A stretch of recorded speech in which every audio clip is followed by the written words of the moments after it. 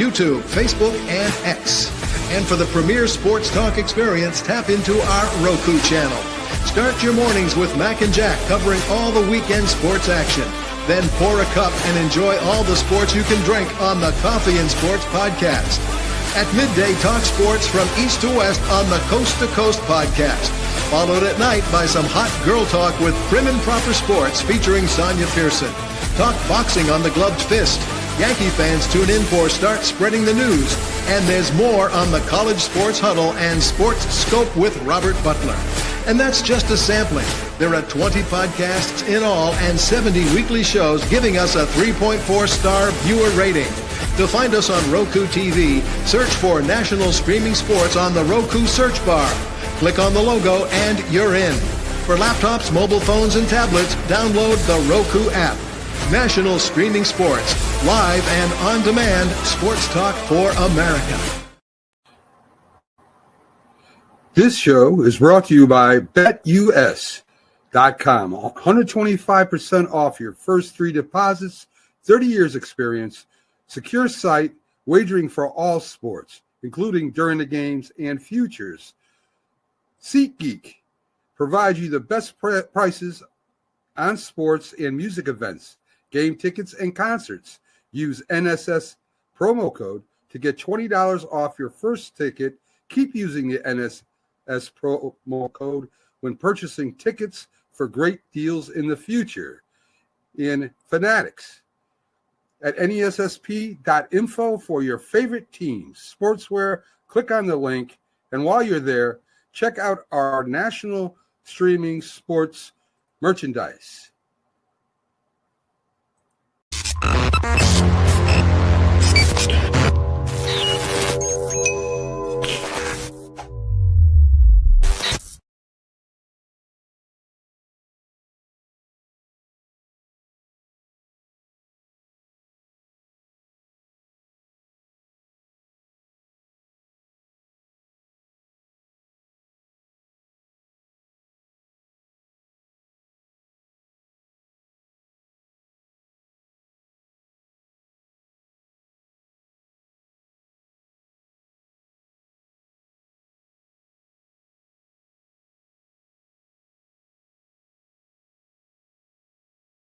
Mute my mic so you can hear me. Again, Happy New Year, everyone.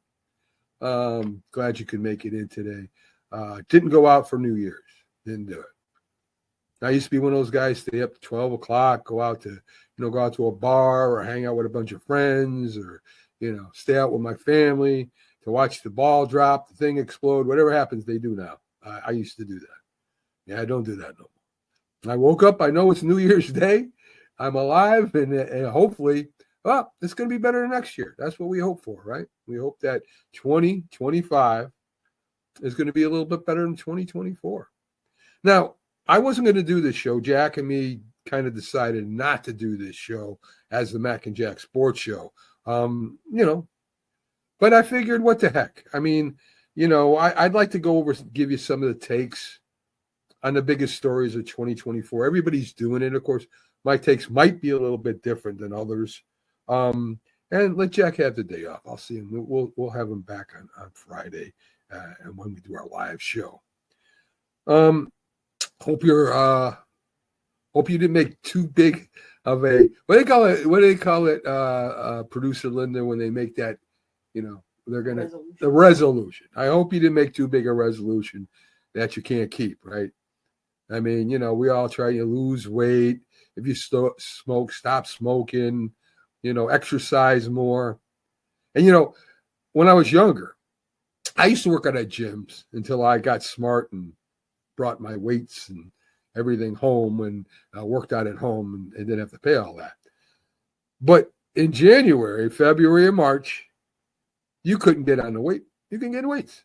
Everybody, the thing was packed. Everybody was working out. And, you have certain exercises or formats you would go through, and it would be loaded, and you couldn't get to the machines or the weights. By March, you were good again because all those resolutions kind of went by the wayside. So hopefully your resolutions aren't that big. I'll keep them small, right? Keep your resolution small. So 2024 was kind of a big year in a lot of ways. I mean, I'll start off with the Olympics, right? Because that happens every 4 years. And the Olympics has changed the way we view them since we were younger, right? At least me, anyway, right? At least me. Because there was only like 3 channels. You've heard it from us old folks before. You know, there was only 3 channels, and we had an antenna and you know, rabbit ears and all that. But for the most part, it's true. We exaggerate a little bit.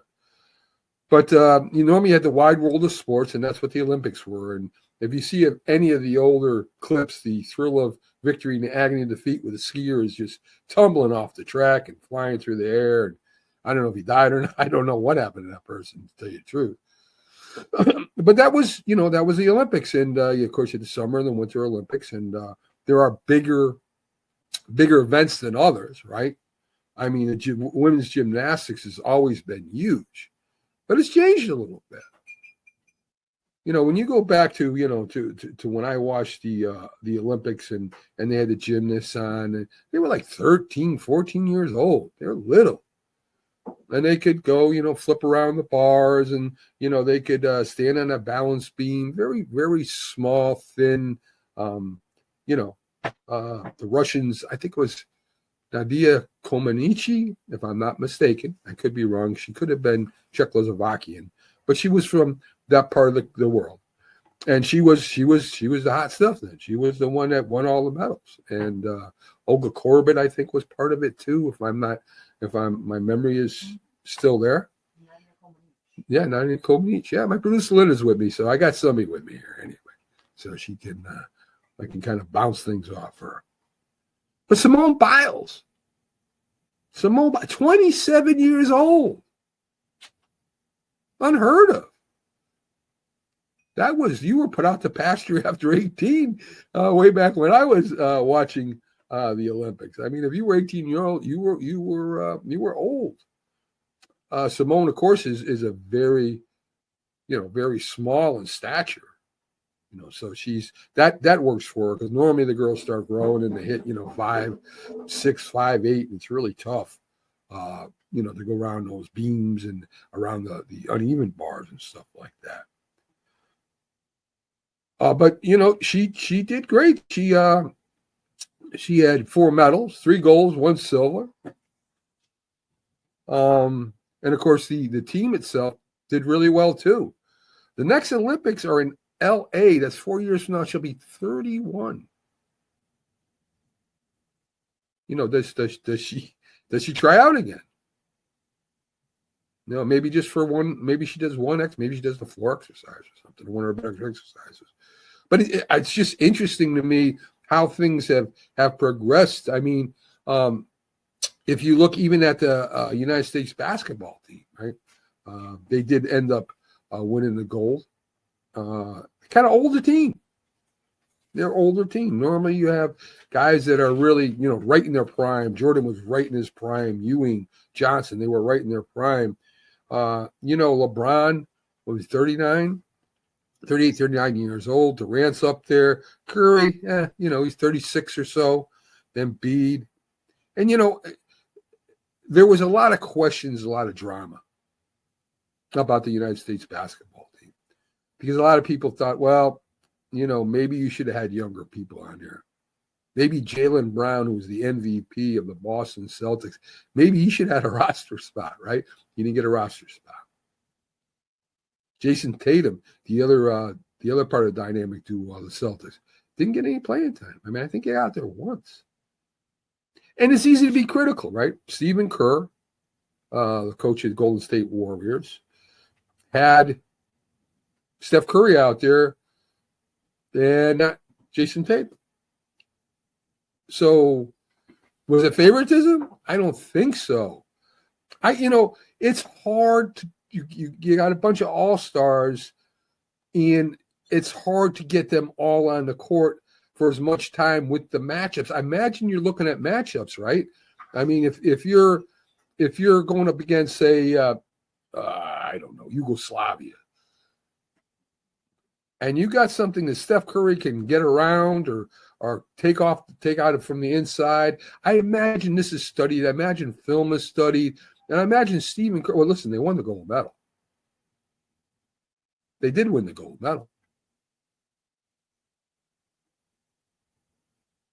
So I know Jason Tatum was not happy. I don't think he was. He didn't really complain a lot, but he wasn't happy. I don't blame him. But the Boston Celtics did win the championship, right? The 18th title in 2024. One ahead of the Lakers. The two biggest franchises, or the two most historical franchises in the NBA. A lot of that has to do with with Bill Russell and Wilt Chamberlain, of course, that rivalry. But then you go to Larry Bird and Magic Johnson, and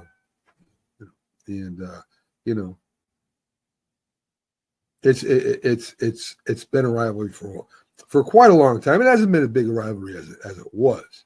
I would love to see the Lakers and Celtics go at it for a title one of these years. So anyway, they were picked the Celtics were picked as favorites at the beginning of the season,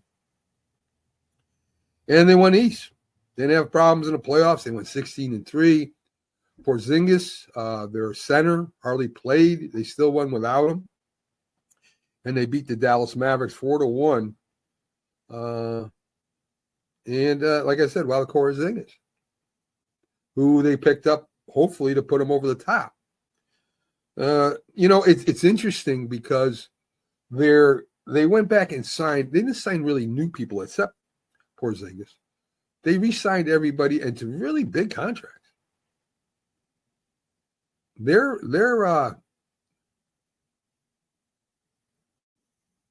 money right now is tied up. I mean, I know they've been trying to sell a team. I don't think they've had any offers, or at least any that I know of, I've heard of. They're right at the max, maybe over the max. So Celtics are running it back again this year. They're up near the top again. We'll see what happens. With the Cavaliers and the Knicks and the Bucks, the East is going to be good this year. So that's going to be interesting following that this year. LeBron James, 39, breaks the scoring record of over 40,000 points. He just turned 40 yesterday. I never liked LeBron James. I don't know what it is about LeBron James I don't like. They call him a coach killer. They say, he kind of rubs people the wrong way. Fans in the stadium, he got rid of a couple of them because they didn't like what he said. I don't know. I think he's one of the greatest basketball players ever to play the game, but you don't have to love somebody to respect somebody, right?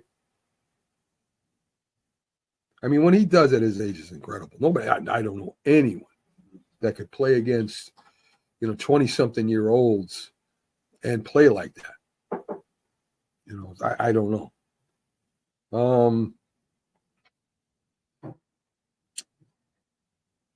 You can't forget about Bronny James, Bronny James was drafted by the Lakers. He went on the court with LeBron. History was made.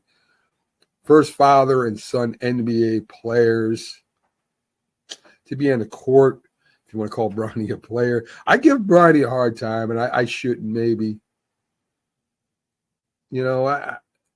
Bronny James, I don't think will ever be a very good NBA basketball player. I really don't. That'd be okay. When LeBron leaves, where will he go? Will he stay on the Lakers? I mean, I think his best game so far is he had like 12 points. Could be mistaken, but I think that's been his best game so far.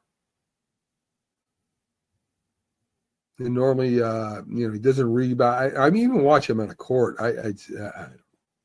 But he's got another son coming up who's supposed to be better, and we'll see if that's true or not.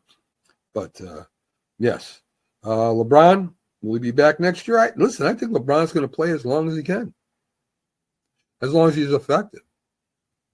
I just hope he doesn't, that one season he just falls off like a lot of greats do and just looks pathetic. I hope he's smart enough to know when he starts losing it to, just call it and retire. The Pistons broke the record last year. Most consecutive losing games, losing 28 in a row. How do you lose 28 basketball games in a row? I mean, just lucky you'd win one, but they didn't. They lost 28 in a row, and this year, they're doing a little bit better. Hot button, Caitlin Clark. I have never seen such a big deal out of nothing in my life. Caitlin Clark, she had a great college career, we all know. She goes on to the Indiana Fever. They end up 20-20. First non-losing record since 2016. Yay. 19.2 points in her first year, 5.7 rebounds, 8.4 assists. I guess that was a record. There's always animosity there. Caitlin Clark is she a symbol? Is she a symbol for something? I don't like to get in white and black, but is she a symbol for the white people that, hey, white people can play basketball too? I mean, we already know they can. We know about Jerry West and Larry Bird and, the hundreds of basketball players that were white that were good. Of course, it's a black sport. There's more black women in the WNBA, more black men in the NBA. It's always been that way. Well, not always, but after everything changed, it has been, right? So what is Caitlin Clark? Why is there so much animosity? I mean, she's good. She's a good basketball player. She gives, she brings attention to the WNBA. But the older players and even the younger ones that come up with her have nothing but animosity. They say, see, that's why she talks too much. Who cares? Who cares if she talks too much? I guess people want to hear her. I mean, if it's bringing extra attention to your league, unless you want to make a rivalry out of her and somebody like Angel Reese there. I mean, it's a little rivalry there, and I don't know how much of a rivalry it is. But that's cool. All right. Don't want to watch Caitlin Clark play Angel Reese in the game. But as far as standing back and, we're not letting her on the team, and there was a big thing about the Olympics, and, then the team that didn't go in the Olympics beats the Olympic team. And I mean, I just don't get it. I don't get it. And let's not forget, the WNBA does not support itself yet. It's not that financially solvent yet. The NBA is supporting the WNBA. They're still losing money. So why are you going to shoot why are you going to shoot the golden goose? Why are you going to shoot him to keep it down when maybe you guys can start being financially solvent, getting raises, making money? I don't know if that'll ever happen. Just too much sports out there. The WNBA plays what? During NBA, plays during major sports. It's so hard to get a sport to be like the NFL or maybe even Major League Baseball. I don't know. Major League Baseball, I think, has better ratings than the NBA right now, if I'm not mistaken. I could be wrong. But I know the NBA is losing ratings. It's tough out there. There's so much. Me, I love football. I played football for 10 years. I coached it for almost, 12. I was around football all my life. I talk about football all the time. I get tired of watching when I got, 3 days of 8 football games on. I get tired of watching it. It's like, come on, man. Too much of a good thing, right? And not that the WNBA players aren't good. I've watched some parts of the games. They're good players. They're definitely not NBA players.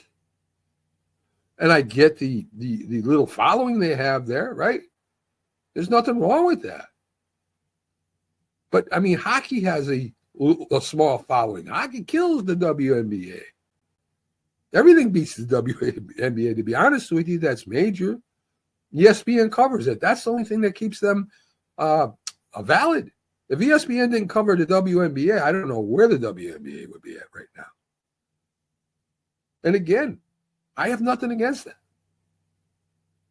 If they love playing a sport and they love making that money and they enjoy themselves and having a good life, man, go do it.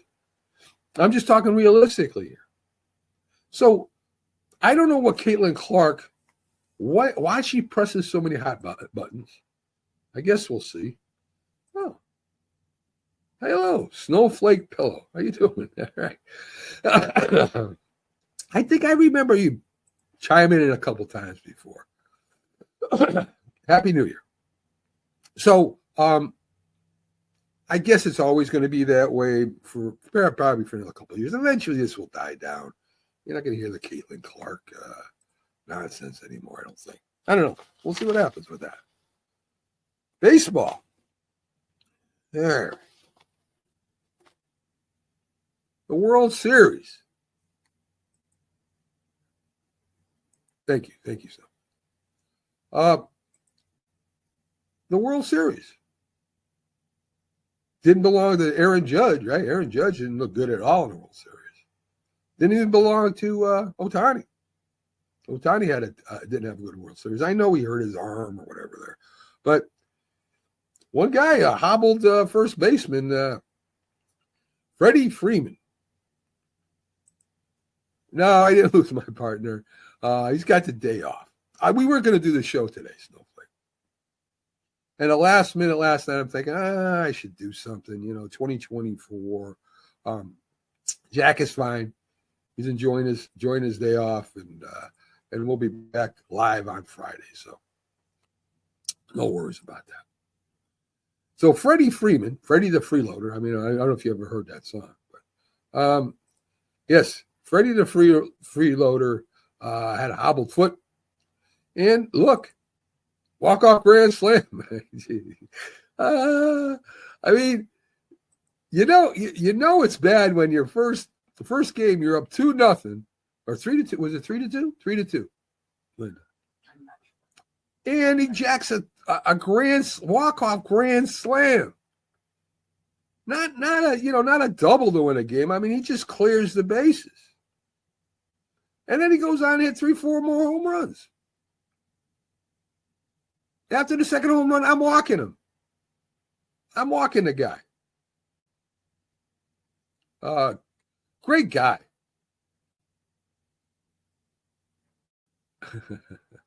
Great guy. He really, he played, I think he played for the Braves, if I'm not mistaken. Braves? I think it was the Braves. But he's a great first baseman, and he was hurt. Sort of like the Kirk Gibson. Remember the Kirk Gibson home run when he went up and he's limping up to the plate, and then he hits the home run and he kind of limps around the bases. I mean, it wasn't that dramatic. But the guy was something else.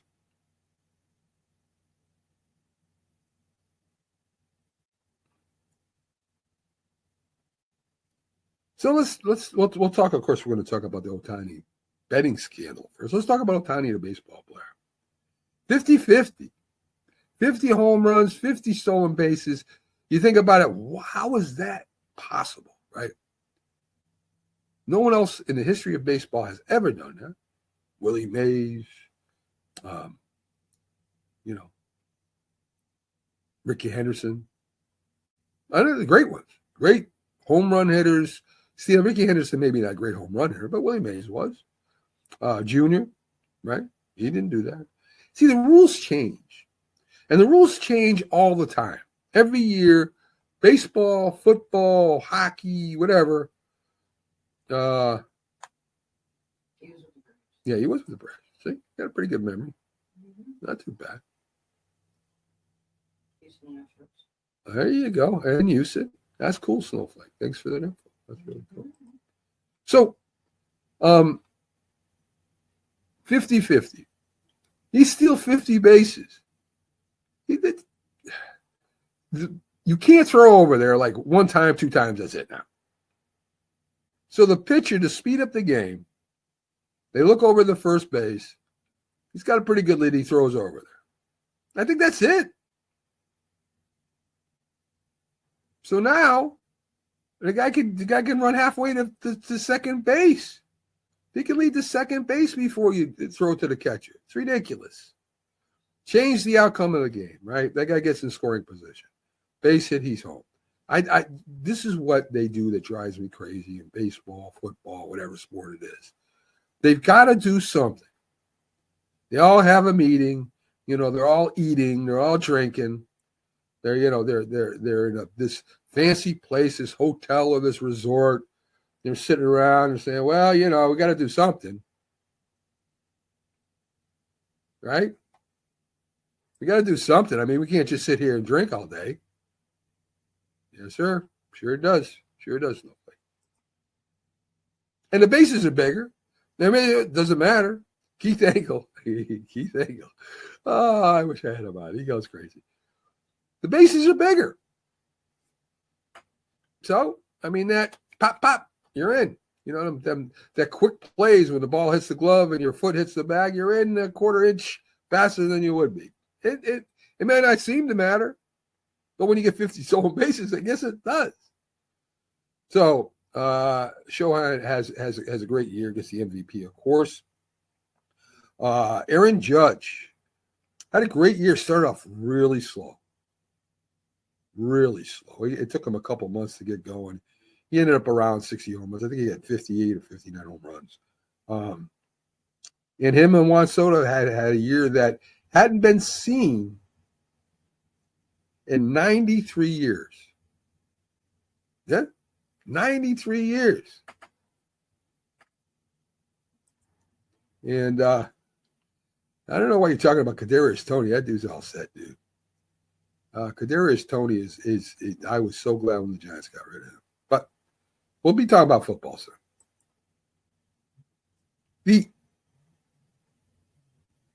Since Ruth and Garrick, I mean, they were hitting home runs on base percentages, driving in runs. It was an unreal year for him. But of course, Juan Soto wanted as much money as he could get possibly. And of course, everybody, why shouldn't he? Why shouldn't he get $765 million? Why not? They're willing to pay it, take it. I don't know. My question is why? Why do you need $765 million? Are you starting a company? What are you starting? What are you doing? Or are you just going to buy a few houses and go on vacations? And I mean, it's none of my business. But everybody's mad at billionaires, right? Everyone is jealous and mad at a billionaire. You get all that money. Just give us some money. I mean, look at the tax breaks he gets. We're going to pay taxes. But yet these ball players get $500 million, $500 million, $765 million. Yeah, go get it, man. Go get it. Right? We're happy for them. I don't know. It's weird, right? They're crazy to spend $2 million or $20 million for that painting. It's crazy to spend $765 million for Juan Soto. Oh, he's got the money. He's got the money. He can just take it out of his banking account. Yeah, it's his money. It's not yours. What happens if he raises the tickets on a little Mets game? What happens if he takes it out of your pockets? Are you going to complain when the Mets don't make the World Series again for the next 5 years? Are you going to complain when the ticket prices go up to play for Juan Soto's contract? And the hot dog goes from $5 to $20, and your pennants or if they even have pennants, I don't even know if they're pennants anymore. I'm old, Linda. I'm talking about the pennants of flag, right? Remember pennants? Mm-hmm. Yeah. I don't even know if they have them anymore. I had a pennant. I had one of those long horns. Oh, I had that. That was me. That was me as a kid at the game. I was very irritating. People around me probably hated me. But the point is, we are great when it's not our money. Man, hey, yeah. But I don't like Cohen because he's a billionaire. I don't know how he got it, but as long as he's paying Juan Soto $765 million, well, there you go. He's okay. He's good in my book. Yes. And when you give that much money to one person, I'm not sure if there is a max salary like there is in football, a salary cap. I think there's a soft salary cap in baseball. Because in football, you're cut. Jerry Jones found that out, right? You're cut. You have 3 guys that you're going to pay millions and millions and millions and millions of dollars to. And all of a sudden, you got no more money. I think baseball's different. Even though you can restructure it to kind of fool with it a little bit, but eventually catches you. Eventually catches up to you. I'm not sure if baseball has no salary cap. No, instead MLB uses a luxury tax called luxury tax. Balance tax. Right. That's why the Yankees will not pay $765,000, $1 million, for Soto, because the luxury tax, you got to pay taxes. Everybody else does, they don't. Yes. So there you go. That's why.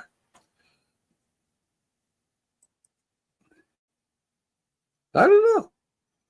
Snowflake, we're going to get to all that. Trust me. I just got to go, to baseball. I think I'm still doing baseball. Am I still doing baseball?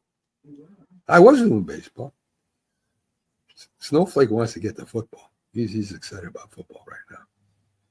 So let's get to football. All right. Kansas City, of course, won the Super Bowl. No problems. No problem. We're going there now. All right. So anyway, Chiefs won the Super Bowl last year. Very, very exciting overtime. Beat the 49ers. Good game. I think that was the 49ers' last hurrah for a while, to be honest with you. Last year, in 2024, Snowflake. Yes, last year. Yes. So they I think that's it for them. You see what happened to them this year. Chiefs right now have the number 1 seed. I think the 49ers done. You got a window, right? You got a window if you don't continue applying, getting more people, getting more resources. Ian, yes, you are correct. Seahawks are out. So 49ers didn't do that. 49ers kept their weapon and trying to signing them. People not happy with the signing. There's a whole thing going on there, right? You got Debo, you got Kittle, you got McCaffrey who was hurt, you got Trent, the big man, the tackle. I think it's Trent Williams. I could be wrong. Could be wrong in the last name. But anyway. And you got Purdy who's making, a rookie salary basically, who's got to get paid. And this year the defense kind of didn't play like the 49er defense has been good for the last, 4 or 5 years. Of course, the Jets head coach went over there, Saleh. That's when the 49ers defense was good, and he went to the Jets. So they kind of fell off a little bit there. But you got to replenish stuff, right? You can't stay with the same people because the people are going to want more money, especially if you're going to the Super Bowl, a championship, you got a winning team. They're going to want more money. And either you're going to pay them or you got to let them go. The 49ers are kind of stuck in the middle. They don't know what to do now. I'm surprised because they really got a good front office there. They really have a good front office. So I thought that 49ers bounced back this year. Well, the injuries hurt them. And again, it's not like it's a drop off. You pay people so much money, you can't afford a secondary. What do I mean by secondary? A second unit of good players. that you're going to have to pay some money too. So, anyway, so let's talk about the Bears. And the Bears are really interesting to me because the Bears get rid of a quarterback that helped win the last 5 games, Justin Fields. And yeah, he's not first string quarterback material yet. He might be one day, he might not be. Who knows who he hooks up with? Who knows who's going to actually coach him to become a good quarterback? He's got great instincts. He can run. He's got a great arm. But he's erratic, right? He's not a starting quarterback yet.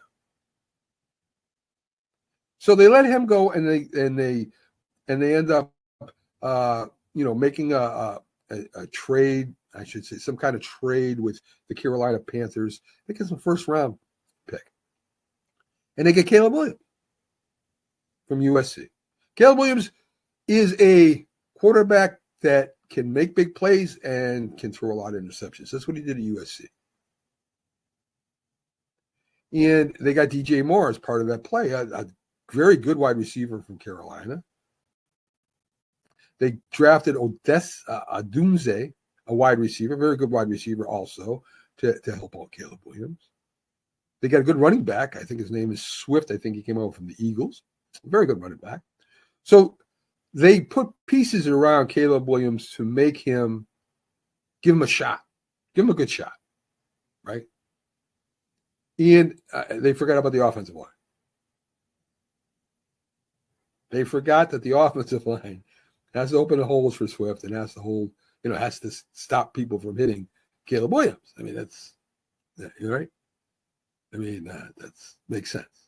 Their defense wasn't bad, but they're very unorganized. The coach could have got fired the year before this year. There was talk about it. They didn't. They held on to him. And if you watched part of any of the 2020, you see he was very into Caleb Williams. He was putting everything he had in there. They even had Nick Saban come in and talk to him because he played for Nick Saban. And, they were doing everything they could to bring Caleb Williams along to be a pro-ready football player.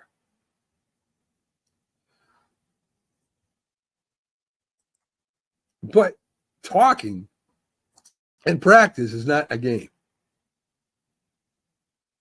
Even preseason, if you play in preseason, you're not going to see any kind of things that a defense is going to throw at you. It's very hard.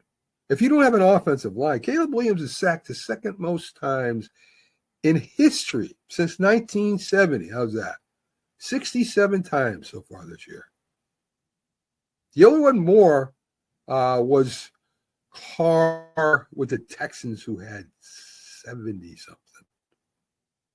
67 times he's been put on the turf. He holds the ball too long when he's looking for a receiver. He's trying to make the big play instead of checking down. Their running game really isn't helping them when they do run the ball. They do pretty good. I mean, they won 4 games. Let me give you his stats real quick. He's got 3,093 yards, 19 touchdowns, and 6 interceptions. It's not bad.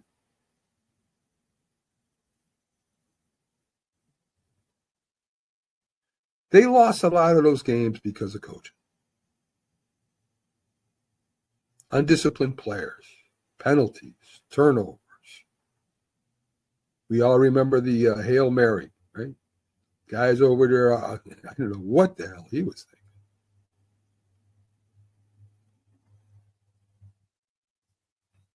Taunting, whatever he was doing with the fans, yelling at the fans, jumping up and down, the players going, and a touchdown. I mean, that's just coaching.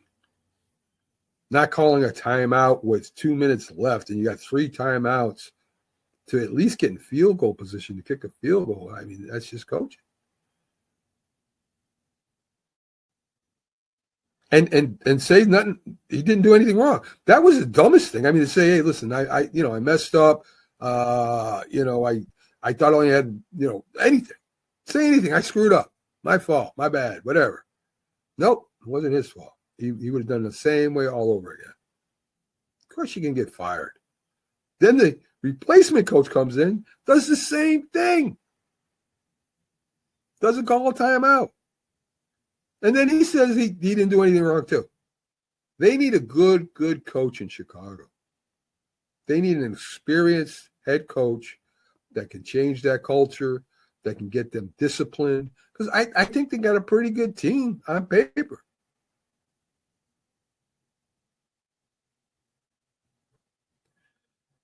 The Jets, another disappointment. I mean, Jet fans have got to be so, I don't know, mad, but they got to be so frustrated right now when you go and get an MVP, 3-time MVP, Super Bowl champion that, is going to be in a Hall of Fame, 40 years old. I know he got hurt last year. And, everybody, he got hurt. That's okay. Well, it's okay. We went forward, whatever. Zach Wilson. I think they had more wins than 4 last year, if I'm not mistaken. But anyway, Zach Wilson goes in there. He's not good. We'll get rid of him at the end of the year. And Aaron Rodgers will be ready. And Aaron Rodgers was ready.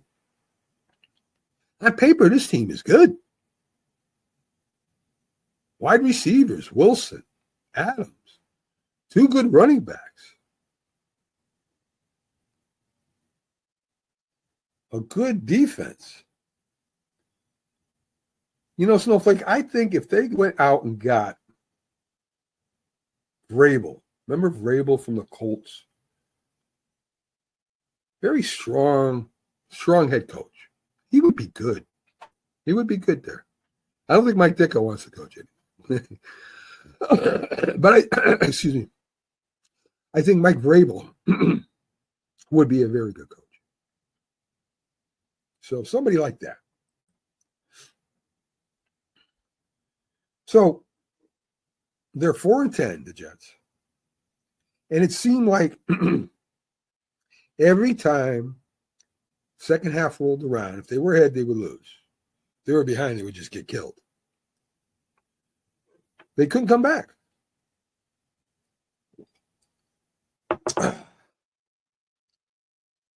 And that all-star quarterback they got brought on his players, his coach. I'm not sure who else he brought. He probably brought in all the people that we don't know about. And he was like setting it up like it was the Green Bay Packers all over again. And I didn't understand that because his last couple of years of Green Bay Packers, they weren't that good. But he brought in people who he was familiar with, right? Devontae Adams, he played with a long time ago. Devontae Adams, that was it. They're going to Super Bowl now. He's got as a receiver. Nope. Didn't make a difference in the win column. I mean, he caught a touchdown or two, but it really didn't make a difference. Thank you. So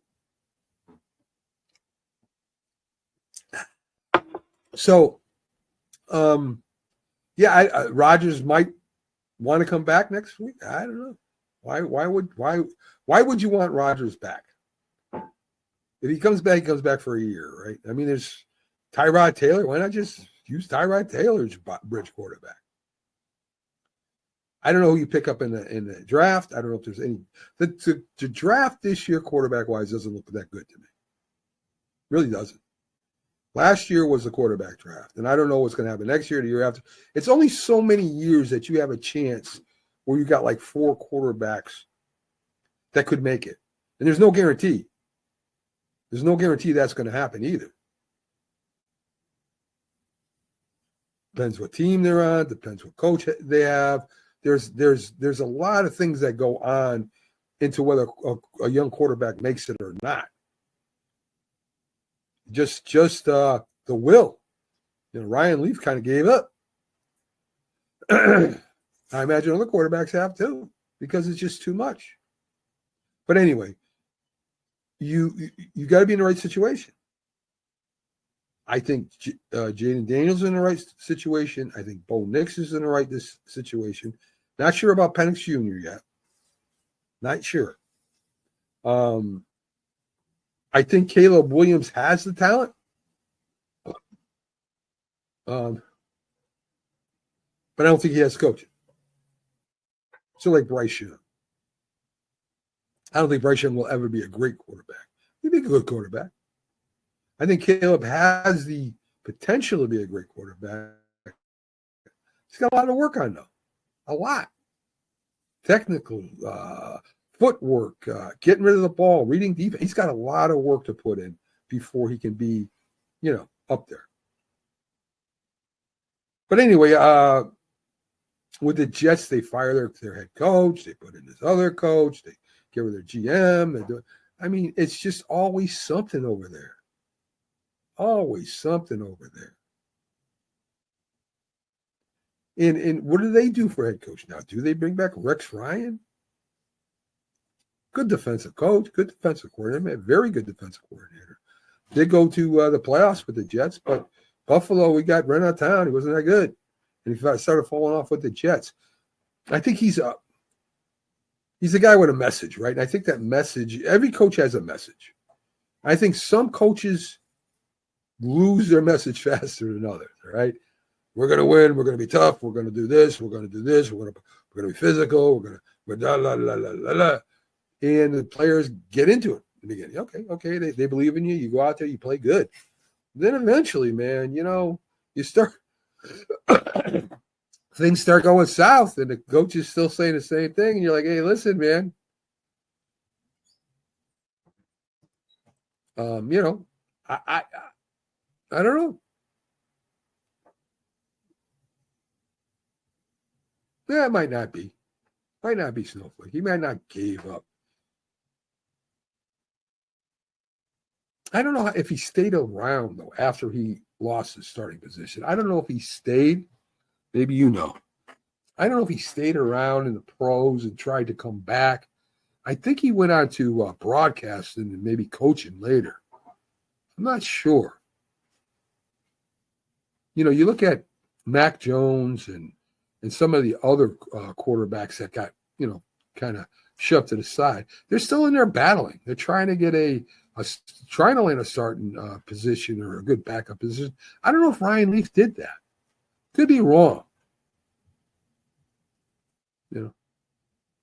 Could be wrong. So you give I thought he broadcasted some games. You give Rodgers all that power, and then it blows up in your face, and who do you blame? You fire the head coach, right? That's what they did.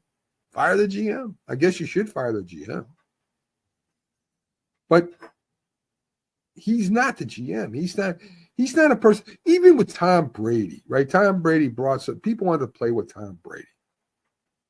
Right? He's a great quarterback, great Super Bowl champion.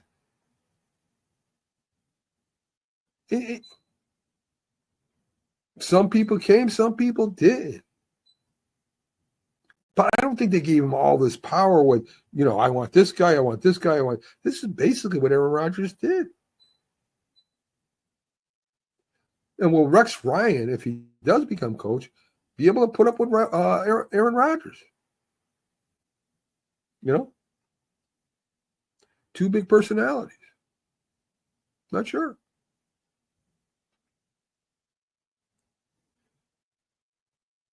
So, interesting, Jim Harbaugh. Right. Jim Harbaugh, Michigan, finally brings him took him a while, but he got him there, national championship.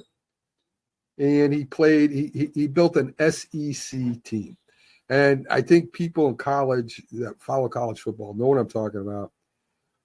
And maybe in the college, maybe in college, they're tired of the SEC.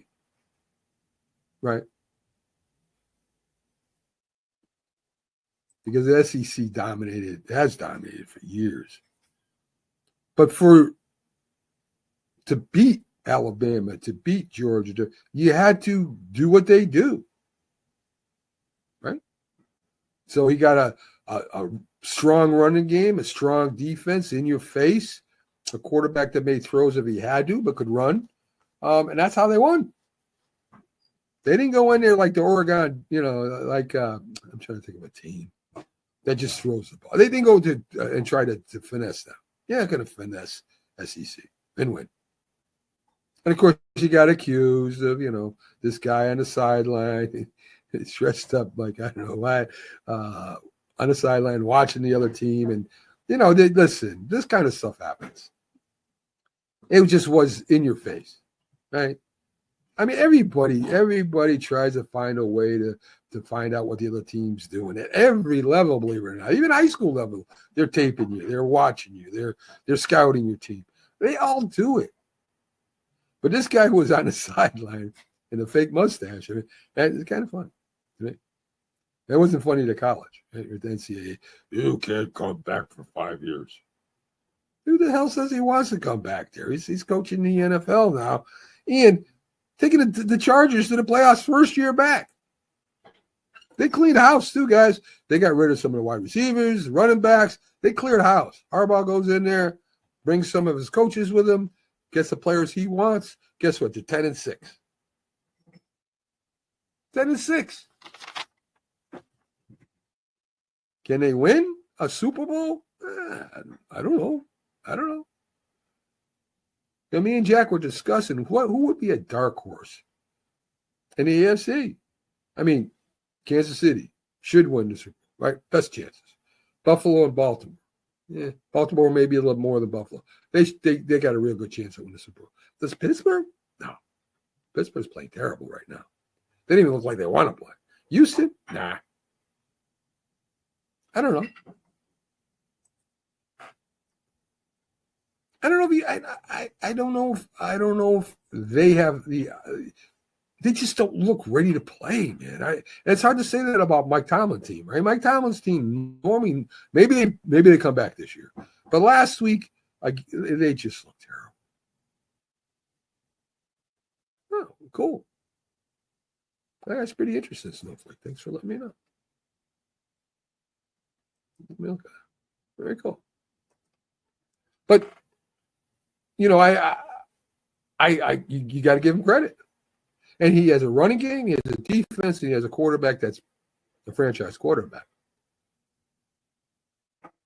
So we'll see what happens, who they go up against. I think they give any team out there a good game. I don't think they win, but I don't think they're scrubs. Let's see what else we got. Jaden Daniels, rookie of the year, right? Who else? Kid is just amazing. 5 interceptions, 5 touchdowns. Comes back. He's got it. He's got it. He's got it.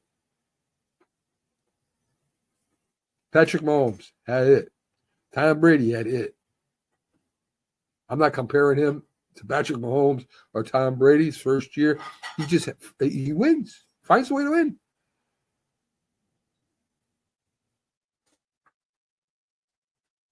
It's a new team. New ownership, new everything over there. And they're in the playoffs. Now, does that mean that's going to carry over next year? I don't know. Should. They're all going to get older together. Actually, Brady was a 6th round pick. Snowflake. Actually, he's taken in the 6th round. Kirk Cousins. What is anybody out there going to defend Kirk Cousins anymore? Anybody?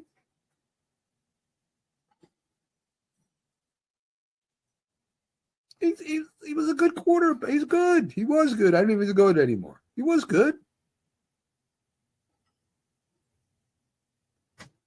A lot of people compare him to Dak Prescott.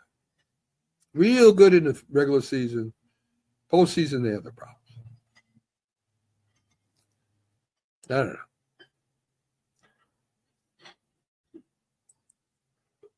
Yes, he did. That's when Bledsoe got hurt.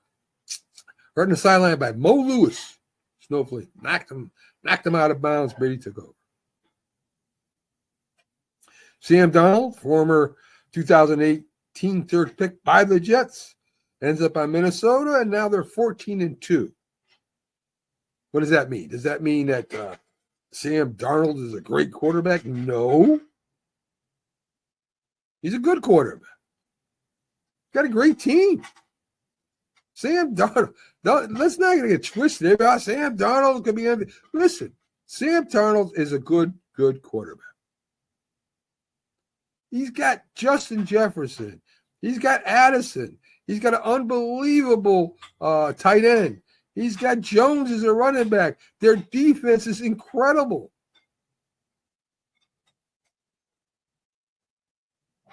I'm not saying he ain't doing a good job. He's doing a great job. But he's got talent around him.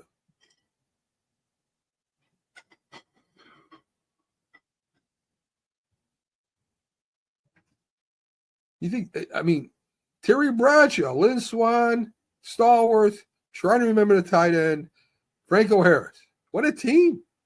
Not that Terry Bradshaw was not a good quarterback. He was a very good quarterback. Great in a row. There's probably a few quarterbacks that could be right on the Minnesota Vikings right now, and they would be 14-2 right now. And I'm not taking nothing away from Sam Darnold. I'm happy for the guy. I really am. But he's got a high-powered offense and a defense that turns the ball over like crazy. So I had to mention these last two things before we get off the air because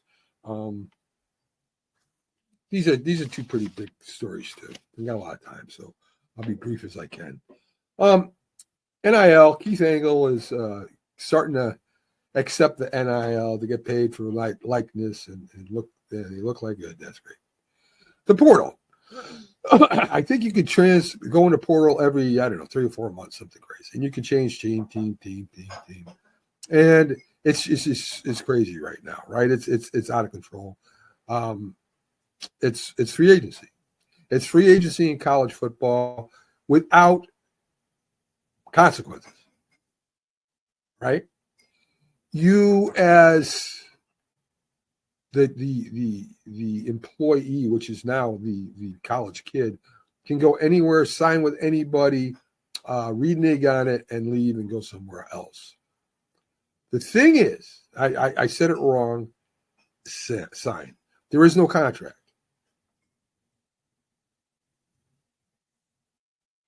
There is no contracts. So, no, they can't change the same season. But they can sit out and wait, and then they don't have to play. They did in Vegas. And I'm not sure if it was the whole season or half the season, but he left to get a better money deal. So right now, college free agency, which they call a portal, is crazy. And I would not want to be a coach. And the coaches have problems too, because coaches do not stay with the school they say they're going to stay with, right? I signed a 5-year contract at $20 million a year over here. This other school offers me $25 million a year. Okay, keep that. I'll take that. All the kids I recruited to come play with me, I don't care. Screw you. I'm going to go over here. It's the Wild West in college football right now.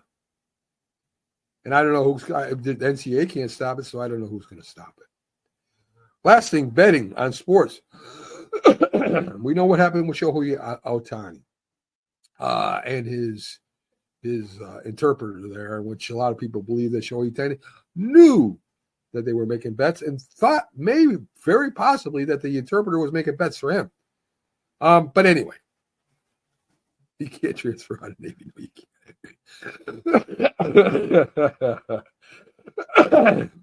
That's a good one, Snow. Anyway, yes. So you can bet legally now, and the players are having problems with that. And, I don't know. I think I like it better when it was a bookie, right? Under wraps. Nobody knows nothing. There's no commercials all over the place. You go down to the bar. The guy's a bet node. You say, give me $100 on this guy. He covers it. And then if he gets in trouble, he gets in trouble. And that's that. And normally he doesn't. So a lot of things happen. It's going to get worse and worse or better and better depending on how you look at it. As you see all the betting sites popping up all over the place. I mean, there's got to be 50 betting sites at least nationally that you could bet with, and including one on our own. But thanks for joining me today. Have a great New Year's. I hope you enjoyed the show. Had a lot of fun. Thanks, Snowflake, and other people that joined me. Take care.